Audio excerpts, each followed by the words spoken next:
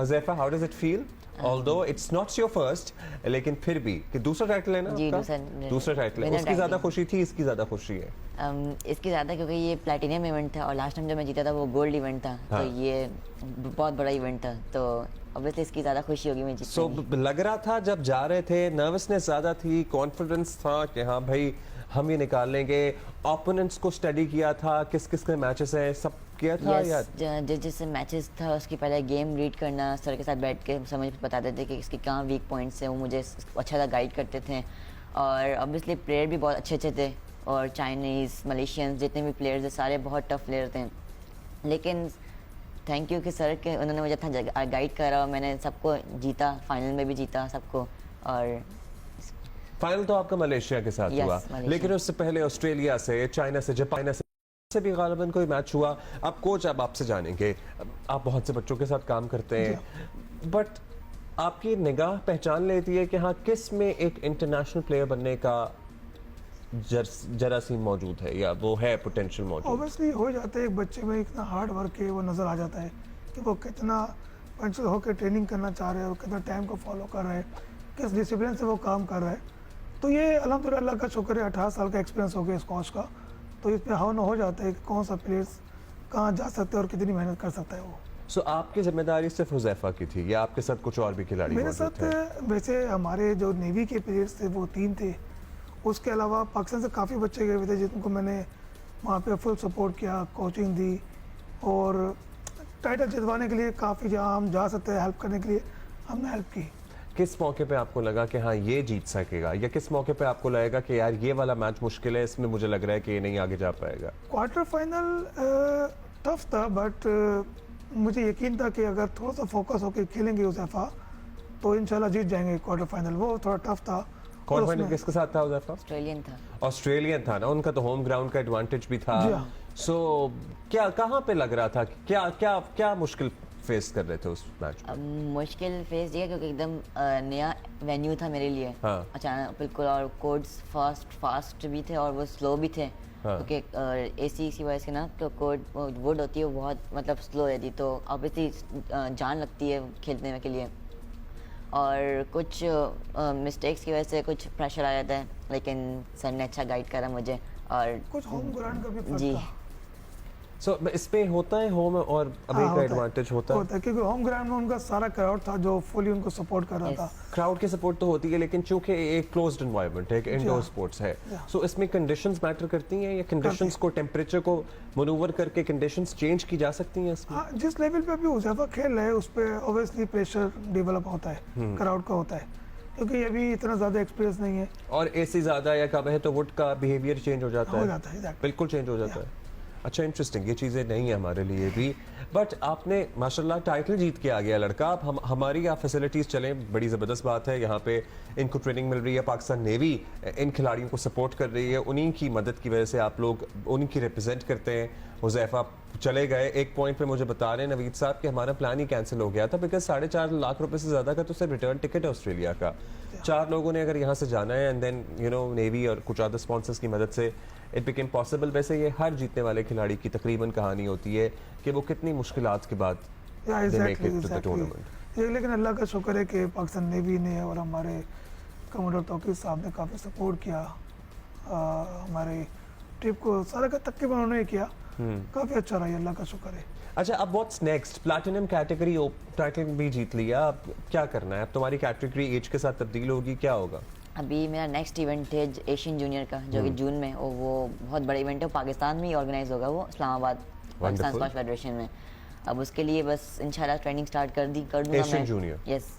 So, क्या training, कितने घंटे ट्रेनिंग होती है? What is your schedule? क्योंकि बहुत से बच्चे जो तुम्हारी उम्र के देख रहे होते हैं ना, वो सोचते हैं कि भाई हमने तो ट्यूशन भी जाना होता जी है हाँ। और हमने स्कूल भी जाना होता है, हमारे पास तो इतना, और हमने टीवी भी देखना होता है, सबसे ज्यादा टीवी देखना होता है, हाँ, मोबाइल तो भी हमारे देखना पास, हाँ, हमारे पास तो इतना यूट्यूब भी देखना होता है, हमारे पास इतना टाइम नहीं होता हम ट्रेनिंग करें। What is your schedule? मेरा स्केड्यूल तो बहुत टफ होता है, क्योंकि जब सुबह स्कूल को भी लेके चलना होता है, सुबह स्कूल भी जाना होता है, फिर स्कूल से आके उनके बाद मैं डायरेक्ट स्कूल से घर जाता हूँ, साइड स्कूल से डायरेक्ट क्लब जाता हूँ उनके पास खेलने। कितने बजे जाते हो? आई थिंक 2 o'clock, 2-2:30 बजे तक। इनके बाद आके वहाँ से ट्रेनिंग स्टार्ट करता हूँ मैं, और नाश्ता सुबह ही कर लेता हूँ, उसके बाद भी सर से ट्रेनिंग स्टार्ट करता हूँ जिसमें अलग अलग ट्रेनिंग्स होती है, सेल्फ प्रैक्टिस होती है, इनके साथ कोच के साथ अलग ड्रिल्स होती हैं, फीडिंग के साथ अलग होती है, और फिटनेस सेशन अलग होता है जिसमें सर अलग अलग कोर ट्रेनिंग स्प्रिंट्स, ताकि लेग्स की जो मसल्स है वो स्ट्रॉन्ग हो जाए। और बस फिर रात को आता हूँ थका होता हूँ, फिर अपना नाम भी याद नहीं रहता मुझे। ये होती है डेडिकेशन, कहते हैं मुझे अपना नाम याद नहीं रहता। सो फ्रॉम आफ्टरनून तुम रात तक ट्रेनिंग करते रहते हो? शाम तक? जी, शाम 6 बजे तक 7 बजे तक मेरा खत्म और हो फिर जाता है। ज़ाहिर है घंटे का ट्रैफिक एंड ऑल जी, दैट, ट्रैफिक, घर जाते जाते फिर खाना खा के बस मैं सो जाता हूँ। बस हो जाते हो। फिर कभी बीच में मगर हर रोज होता है ये सिलसिला, या स्कूल में ज़ाहिर है एग्जाम भी होते हैं, वो सारा भी होता है, स्कूल की असाइनमेंट्स भी होती हैं, वो कैसे मैनेज होती हैं? वो बस जैसे बस जब घर जाता हूँ बस खाना खा के बस थोड़ा सा, मम्मा मेरी खुद भी ग्रेजुएट है, वो मुझे अच्छा था पढ़ा देती हैं, बस 1 या 1.5 घंटे के बीच में पढ़ के बस फिर मैं सो बट जाता you have your priority set. जी। सो ये बताइएगा, बाज़ लोगों के जहन में होता है कि भाई ये इंडोर गेम है, शायद उतनी फिजिकल एक्सर्शन तो खैर देख के लग रहा होता है स्कॉलरशिप में कितनी होती है, लेकिन इसकी ट्रेनिंग में और किसी आउटडोर स्पोर्ट्स की ट्रेनिंग में कितना फ़र्क होता है? बहुत फ़र्क है, स्क्वॉश के लिए बहुत आपको जान तोड़ मेहनत और करनी ज़्यादा पड़ती है, जान बहुत मारनी ज़्यादा, पड़ती है। बहुत ज़्यादा। सो तो फिर तो इनको डाइट का बड़ा ख्याल डाइट रखना का पड़ता इतना होगा। ज़्यादा।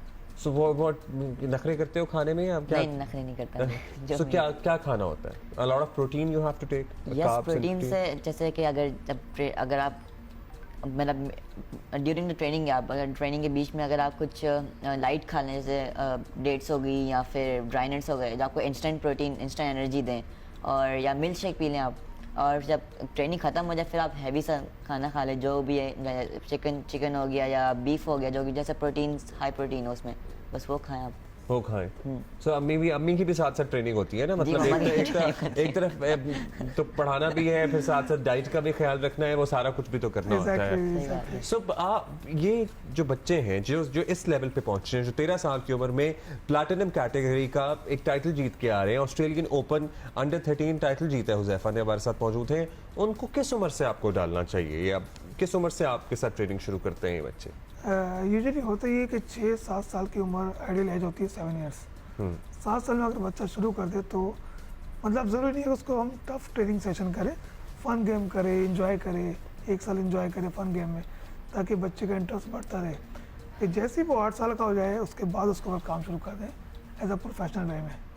एज अ प्रोफेशनल हड्डियाँ डेवलप हो जाती हैं उस वक्त तक इतनी कि इतना प्रेशर और फोर्स बर्दाश्त कर हाँ, सके? बट वो भी ऑल्टरनेट डे चलेगा ताकि बच्चे के ऊपर ज़्यादा लोड ना आए, कोई इंजरीज वगैरह का भी चांस होता है?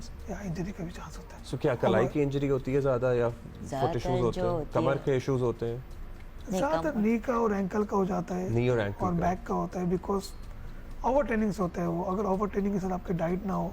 सो वो ये देखें ना कि आप ओवर ट्रेनिंग भी नहीं होनी चाहिए, क्योंकि अभी ही is at a tender age, जी हाँ, ग्रोइंग एज है। हम ये भी नहीं हम चाहते हैं कि he should serve exactly. More for Pakistan, मतलब आगे वर्ल्ड चैंपियन तक बने हमारा, माशाल्लाह ऑस्ट्रेलियन ओपन टाइटल जीत के लाए, विच जूनियर जीता है। सो उसके लिए इन इस एसेट को मेंटेन रखना भी बड़ा टेक्निकल काम है कि ओवर एक्सर्ट ना करें। जी हाँ, उसके लिए क्या करते हैं आप? उनके कुछ रिलैक्सेशन होता है, टैपिंग होती है, बिकॉज वो जब आपकी ओवर ट्रेनिंग हो जाती है तो ज़रूरी है नेक्स्ट डे आपको ब्रेक लेना। ब्रेक के अंदर आपके फिर सारे रिलैक्सेशन हो जाते हैं, स्विमिंग भी आप कर सकते हैं हुज़ैफा, relaxation स्कूल के में लिए। सबको पता है कि यू आर स्टार?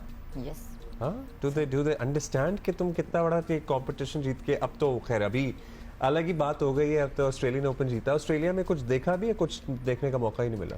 ऑस्ट्रेलिया में बस वहाँ का ब्रिज वगैरह देखे हैं, जहाँ बस जहाँ से वेन्यू जी, से वेन्यू से जाने के लिए। कैंगरूज नहीं देखे?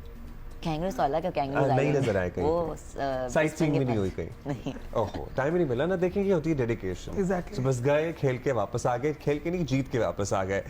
Thank you coach Naveed Alam, thank you, congratulations आप दोनों को once again, and thank you for being with us.